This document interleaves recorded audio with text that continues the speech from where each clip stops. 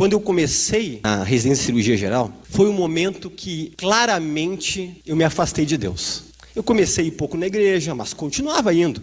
Eu ia com o objetivo talvez de acalmar minha consciência. E aquilo ali acabou me ocupando muito com tudo e eu acabei tendo um certo descuido da parte espiritual. E eu estava de noite, de plantão, num local que nós chamávamos lá entre os residentes da cirurgia, chamado Catimba, era o último andar. E na verdade, eu sou do tempo que não tinha celular, era um bip. Alguns aqui conhecem o tempo do bip. E o bip, quando tu ficava de plantão na cirurgia, tu era responsável por todos os pacientes cirúrgicos dos andares cirúrgicos. E aquela noite era eu. E o bip tinha 2 toques. Um toque normal, que tu tinha que ligar a luz e olhar, olha, quarto 104.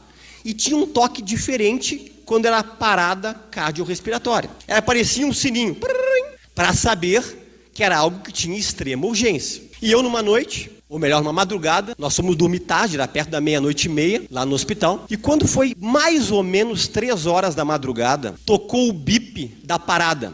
E eu olhei e deu assim para mim, quarto 109. E eu sempre fui muito rápido em levantar e sair caminhando, até o pessoal da residência sempre brincava comigo, me apelidaram lá que me chamavam de fotossíntese, porque eu não comia. Eu só queria trabalhar e queria de um lado por outro. Diziam que eu vivia de luz. E eu fui correndo e nesse momento eu nem peguei elevador, eu fui pensando comigo durante essa caminhada. Só não pode ser o meu paciente do quarto 109 que parou. Tinha 5, tudo leito do SUS, 5 pacientes. Por que não podia ser esse paciente? Esse paciente, nós tínhamos operado ele de câncer de pâncreas alguns dias atrás, uma cirurgia muito delicada chamada duodenopancreatectomia. E ele estava espetacular o pós-operatório, era um câncer de pâncreas. E eu prometi para a família na véspera que o paciente teria alta no outro dia. E quando eu chego no quarto, quem é que estava em parada? O meu paciente. Eu admito para vocês que eu comecei me deu uma sensação ruim, comecei um ataque cardíaco, aquela coisa de cirurgião novo. E chegamos lá e começamos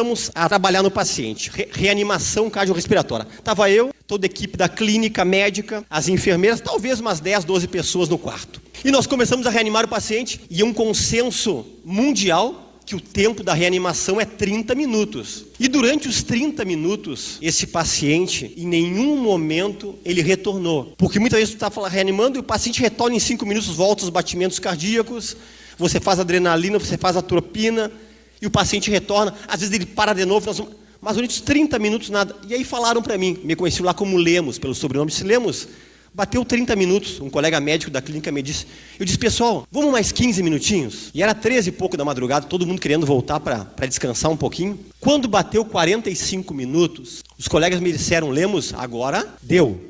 Tudo bem, pessoal. Aí que começou uma situação, pessoal. Nesse momento, esse paciente, ele começou a se movimentar.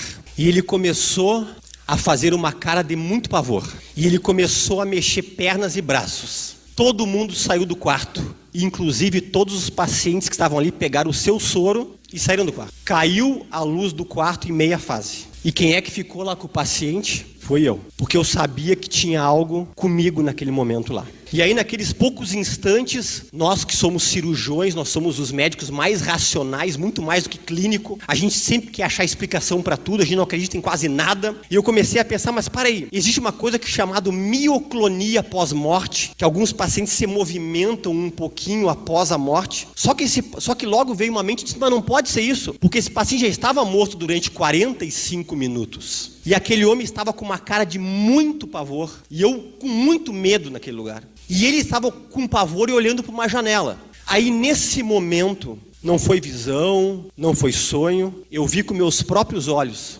seres vestidos de preto, entrando pela janela, entraram, quando estavam se aproximando desse homem, o rosto dele estava cada vez pior, entraram dentro dele como se fossem os espíritos. A hora que saíram dele, saíram pelas mesma janela que entraram, esse homem parou de se movimentar. Claramente, Deus me deu uma visão para onde que esse homem estava indo. Claramente, a vida após a morte, ela é mais real do que tu acredita.